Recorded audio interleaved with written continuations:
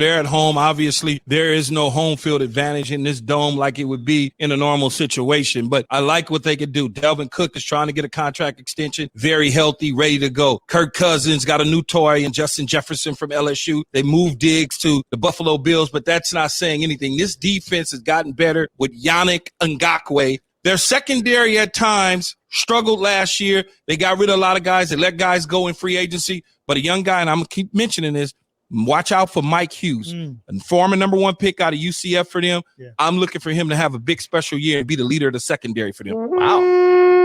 Keyshawn Johnson on the new ESPN radio morning show. Keyshawn, J. Will, and Zubin giving some love to the Vikings and picking them over the Packers this weekend. Phil Mackey, Judd Zolgad, we got Declan producing, and Courtney Cronin, our guest from ESPN.com, every Friday here on Purple Daily. And a quick reminder, Vikings Vent Line makes its return on Sunday, right after the Vikings-Packers game is over, in video form on Score North Twitter and Facebook, and also this YouTube channel, youtube.com/Purple Daily Podcast. You can also find it in audio form after the fact on Apple, Spotify, and scorenorth.com. And if you want to join the show and deliver your hot takes and yell at me and Judd and take out your frustration or whatever, if the Vikings win, you can be happy.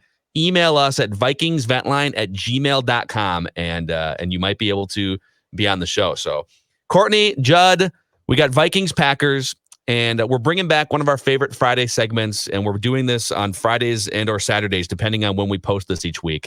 Confidence, concern, and curiosity about this Sunday's game against the Green Bay Packers. So let's start with the thing that you are the most confident about, and we'll start with Courtney. On behalf of the Vikings this Sunday against the Green Bay Packers?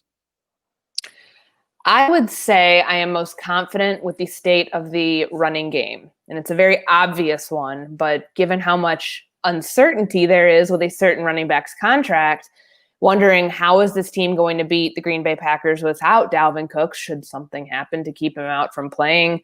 He obviously can't, he really shouldn't hold out. That would be stupid because he would not get an accrued season for 2021 free agency. But if for some godforsaken reason, Jalen Ramsey did this with the back injury, Dalvin isn't feeling good or whatever, and he doesn't play, how will the run game be able to pick up the pieces? I'm confident in where Alexander Mattison is at right now. I'm confident that he can be the bell cow 3-down rusher for this team.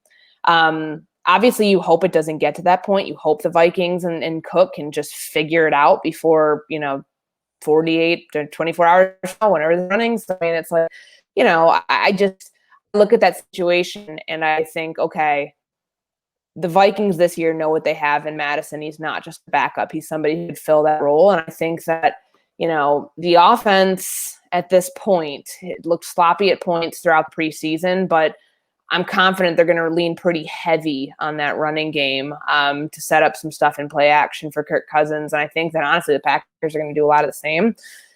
So you have two dynamic rushers in both Cook and then Aaron Jones. But if Cook doesn't play for whatever reason, and I think you should be very confident that Alexander Mattison will be able to get the job done.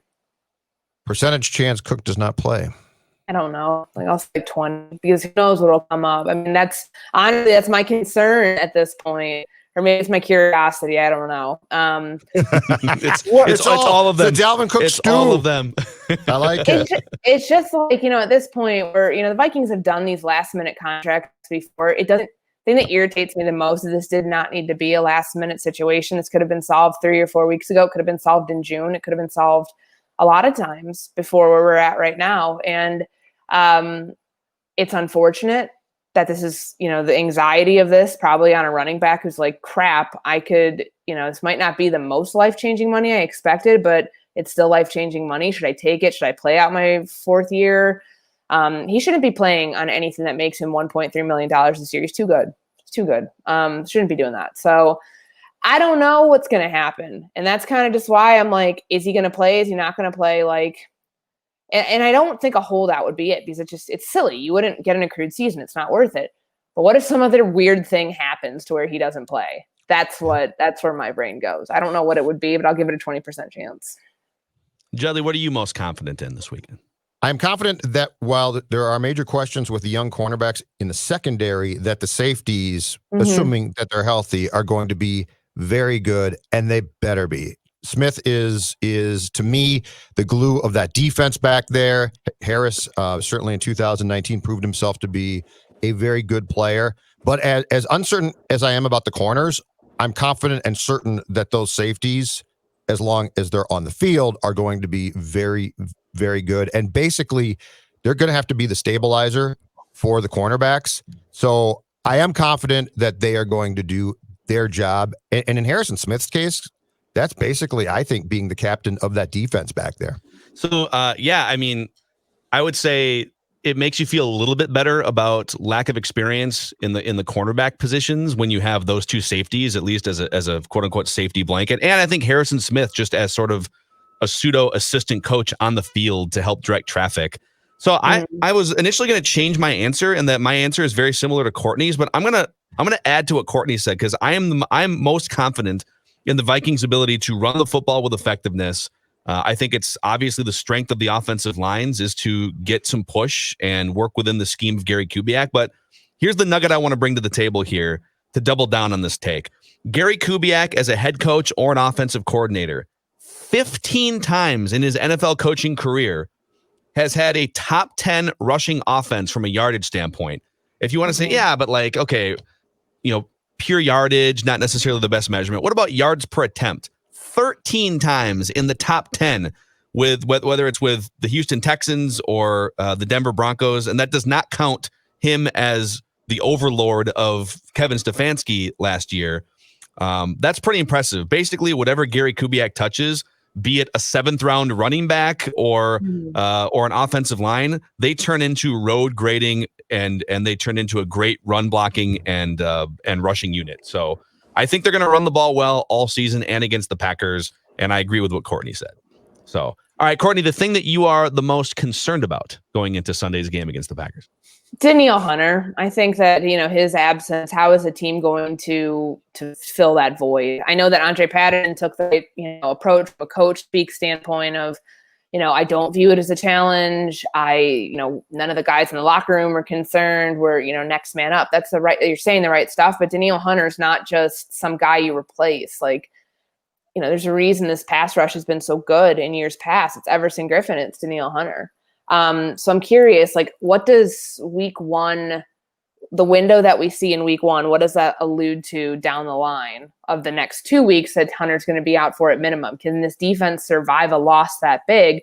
How do they do it? Do they enact the edge rushing rotation that they've talked about before? Where does Ifeadi Odenigbo play? Like, you kind of think about it like, okay, this guy started at right defensive end. That's where he practiced all during training camp. Do you move Unique Ngakoue to the other side? Like, I still think you move him around and put him in different positions, but like Odenigbo seems like the right fit, or at least the right guy. I would probably have him in there over Jalen Holmes. Ifeadi was primed to be a starter to begin with. So the conditioning elements there, everything else is there. But, at this point, it's still so much unknown. Like, how are they going to be able to handle 900 and being able to get a pass rush from both sides? Because it's like, great, you bring in Unique Ngakoue. Okay, well, you take away Danielle Hunter. That doesn't really help your case at all. And it's going to expose whatever they do potentially on the back end, which is scary because you have young corners back there. Yeah. Judd, what about you? So I'm going to stay on the D line, but I'm going to shift to the gut of that D line and say my biggest concern is flat out the run defense, which I think could be terrible. Like you've gone from Richardson and Joseph 2 years back, which by the way was just top notch. Like that's Pro Bowl players. Okay. Then it was Joseph as a declining player last year, and the 3 technique not as good. And now, since Pierce opted out, you're down to Jaleel Johnson and Shamar Stephen. And Shamar Stephen basically is being shifted over. I don't like this one bit. And these guys, so if you've got a good run game, by my math, that means that the back from the opposing team is going to be on top of Eric Kendricks before he knows it. And what made him so good? What made him so good was Joseph mucking things up to give him time to make plays. The Hunter injury is the talker. It's the sexy thing, and it's a big deal. Don't get me wrong. But I think if I'm Zim, I'm not sleeping at night more so because I don't know if I can stop the run. And we have seen this team struggle before with runs up the gut, right? Before. Now, I fear that there's going to be teams that have a heyday going up that A gap, as they call it, and getting some big yards. But even beyond that, like if you've been following Unique Ngakoue, you know he's a terrible run stopper. Like he's not good. That's another one. He's a finesse pass rusher. So you talk about these runs up the gut, Judd. Like who's to say they're not going to try to force things outside? Who's to say they're not going to try to like execute a quick screen game with their running backs? I mean, that's another serious problem. And I don't know how Ngakoue is going to look in this defense in terms of like what he's going to be asked to do as a run stopper. I just know he's not very good. He's way below average to where a player of that caliber should be. So that concerns me too. And this is a run defense that was really up and down last year because, like you mentioned, Joseph had the offseason surgery. He's declining a little bit. I still think he's a terrific player, but age, injuries, things like that. Shamar Stephen's better against the run than he is anything else. And that's the reason that they moved him over to that nose tackle spot. It's a better fit. But this is a team that has a very dynamic rushing attack, honestly, leaning on that maybe more heavily now at this point of Aaron Rodgers' career. But as I say that, watch Aaron Rodgers do like magical things like he did in that Kansas City game last year, or even, against the Vikings in week 2, or any other game you want to point out. Like Rodgers is still Rodgers, but this is his second year in offense. What does that look like? I feel like they have the potential to be the best play action team in the NFL. It starts this weekend. It starts with how well they run the ball. And, they have that young running back too. I mean, they've still got such a dynamic, coupled with Aaron Jones. They've got a really good room. It could be really ugly early if the run defense doesn't, pull its weight. I would just go back to something Judd said too. You mentioned Mike Zimmer not sleeping well at night. I'm going to guess he never sleeps well at night during the football season. Mm-hmm. How many hours of sleep would you guess on average Mike Zimmer gets, like leading up to week 1? That's of an why NFL God season? created vino. I'd say probably like Pour a 5. bottle of red down your throat and crash for the night. You think 5? I mean, 5's like, yeah, because you can't be a functioning adult in society. Like eventually you have to sleep. The whole teen no sleep thing is BS. Like eventually you have to go to bed. I'm with Courtney on this. What's it called? The turn down bed. Is it? He's got one of those in his office. So does Spielman. So you can sleep there. That's genius, actually. I know. And it's like, I love sleep. And Mike Zimmer, like, obviously tragically, like his wife passed away and his kids are all old. So, but if you're like a younger coach and you have a family at home, that's got to be tough to justify. Like, honey, I'm just going to be sleeping at the office for 5 nights a week with my hideaway bed. Don't call me. Don't bother me. Declan, I've accidentally skipped you. Give us the thing that you're most confident in and the thing that you're most concerned about. I am most confident that Aaron Rodgers will not be torching the Vikings like he usually does. I think that even with the pass rush not being as good as it is, I still think Aaron Rodgers lacks weapons there, and they're going to hand the ball off a ton to Aaron Jones. I like him a lot. I've made that point clear, but I don't think Aaron Rodgers is going to solely take over this game like we have seen before. And typically, like historically, Mike Zimmer has held him in check for the most part. There's been some games where he's popped off, but mostly Aaron Rodgers has had some fits against Mike Zimmer's defense. So I'm pretty confident that Aaron Rodgers won't be taking things over and lighting up the scoreboard.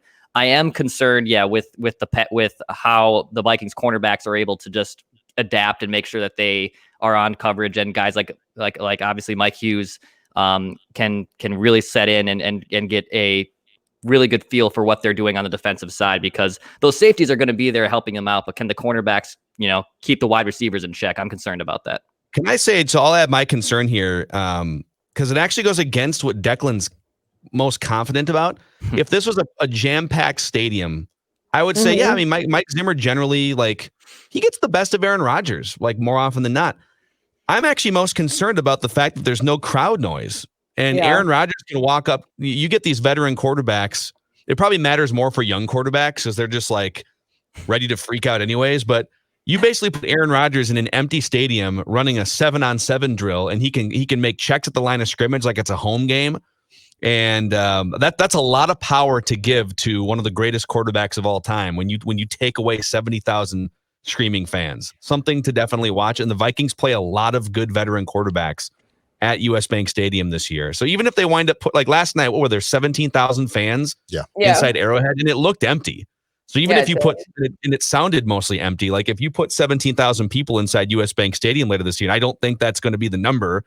It's not going to really matter for quarterbacks. So Something to watch. All right, back to Courtney here. The thing that you are the most curious about. What you just said. Like, how does the lack of noise affect the defense and affect the opposing offense? Because, of course, like, having all that pressure on a team on third down when it's like deafening in there, you can't get the call out. Like, it's difficult, but it's also hard on the defense when it's that loud. So taking that away, do you truly expose the strengths and weaknesses of both the offense and the defense? Like, the defense can actually communicate with each other because they're looking at the sideline, trying to get the calls in, making sure they make adjustments, things like that. If you can do that now without noise, well, are they picking up on that in the offense? Like, what is the competitive advantage there? That's what I'm most curious about. And I know it's not just like look and feel of the game. And yeah, it's going to feel weird. It's going to feel different. We're going to expect that. It's more like, how does that affect strategy of what you do defensively? Like, can we hear the calls in the press box? Like, can we, what's that going to sound like? I mean, yes, we're going to be high up, but I'm really curious to see how that whole thing plays out, just because I'm not sure. I mean, it's so unprecedented because there's going to be no fans in there. I don't know what it's going to be like. I'm really concerned about that. Curious. Judd, what curious and concerned? What are you the most curious about? Oh, okay, so I'm going to continue with our AMR theme of Karate Kid 2 weeks back. I'm the most curious about what I'll call cornerback high. Cobra Kai. You got cornerback high. Okay. This is where we strike first. Strike often. This is where we have Zim, wax on, wax off, great teacher, right? Teaching technique to a bunch of cornerbacks who, for the most part, aside from Mike Hughes, have no experience at all. Wait, are you going to teach the cornerbacks like Cobra Kai teaches the cornerbacks, or like Mr. Miyagi teaches? Well, that's what I'm curious about. But my point is, are they going to be aggressive, or are they going to wait for the receivers? That's what we need to find out. See, the segment's called Curiosity, and I'm curious about how quickly and how these guys have been taught, because we have raved for years, right, about Zim's ability to teach corners, and he is good. But what's the timetable? What's the technique? Like, this is basically all going to be from teacher to pupil immediately, not like a growing process of, hey, we had a lot of time to work in training camp and preseason games. It ain't this great. Now go play. This is going to be basically go out and play and do what I told you to do and do exactly what I told you to do. Because if you don't, you're going to fail. So trim my bonsai plants too. No, basically that's it. So I'm really curious. Yeah. Zim is Miyagi. He's going to have taught these guys perfectly, or else they're going to get absolutely torched by the young kids. He's Miyagi too. Rogers, I should say. He's Miyagi too, in that his main pupil constantly would go down with injuries during a competition that have to be brought back in. Yeah, exactly right, Xavier. So anyway, I am very curious because of how much we have, and I think rightfully so, how much we've raved about Zim's work with corners for years now. Yeah. Like, this is going to be the ultimate. You're going to go play Aaron Rodgers in week 1, and a lot of you have never done anything close to this. Yeah. No, it's a fair point. It's a fair point. I like it. By the way, Cobra Kai, Declan and I are both halfway through season 2 of Cobra Kai on YouTube TV. And did you see who's going to make an appearance in year 3? It looks like Elizabeth Shue. Judge childhood love. I'm all in now. Judd you were like 15 when you fell in love with Elizabeth Shue. I'm all in. Declan, the thing that you're most curious about, and try to make a movie comparison if you can. I don't know if I can make the movie comparison, but I definitely I'm curious on the wide receiver front, just how that shakes out. I think Adam Thielen coming back from injury, I want to see if he can still be the receiver he was 2 or 3 years ago, how Justin Jefferson adapts as a rookie. I liked what BC Johnson did, and now that they're going to ask him to have a bigger role, can he still replicate and even take a step forward after a pretty solid rookie season that went under the radar by a lot of people? I think the tight end sets, and with what Kubiak wants to do with Rudolph and Herb Smith, like, I have even a lot of good confidence there, but how the wide receivers are able to adapt, because if you lose Thielen, or if Thielen's not up to speed, I have a major questions on the wide receiver front. So just to piggyback off that, I am also most curious about, I'll narrow it down to one specific wide receiver, Justin Jefferson. And I think the reason why I'm most curious to watch him is because we didn't get the 4 preseason games. And some of these guys at the skill position players and receivers, I think, are probably the most prominent with this, is you can watch them just play for the first time in an NFL game, and you can kind of determine, oh, yep, that guy's got the speed, or that guy can run a route. like the first time we saw Stephon Diggs play in a preseason game, it was like, whoa, okay, there's some quickness there. The guy can clearly get off the line. We haven't been able to see that in an actual game yet with Justin Jefferson, just the practices. So I'm just kind of curious whether he plays 5 snaps or 50 snaps. Like, what does he look like getting off the line of scrimmage?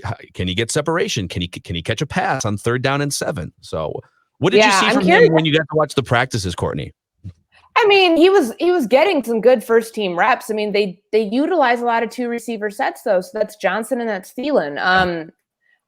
I think Jefferson's going to be able to hold his own. It's just like, what's that usage look like? Like, how many targets would you give him for week 1? I said maybe 4 or 5, if that. Like, yeah, I don't know how many it's going to be, and we haven't talked about workload or anything like that. But it just parsing through some of Gary Kubiak's words, it just sounds like they know that they're going to have to ease him in because start him in the slot. That's where he's most comfortable, and then work him outside if you have to. But like, how often is he going to be used? I mean, that's going to be a big question for Sunday. Yeah. There it is. Confidence, concerns, curiosities for Vikings Packers week 1. Judge Zulgad bringing the great movie references in with his takes. Courtney, do you have any other movie references you want to throw into this episode? I can't top that. I have no stake in pop culture right now. I can't compete with that. Chancellor's son, Gladney's son. You're just out on pop culture for the foreseeable future. Pretty much. All in on football. Yep. All in. All right. That's a wrap on this episode of Purple Daily. We appreciate you hanging out with us. And if you could click the subscribe button on our YouTube channel, youtube.com/Purple Daily Podcast, and give us some love on Apple Podcasts as well. We would greatly appreciate it. And we'll see what happens on Ventline after Vikings Packers. See you guys.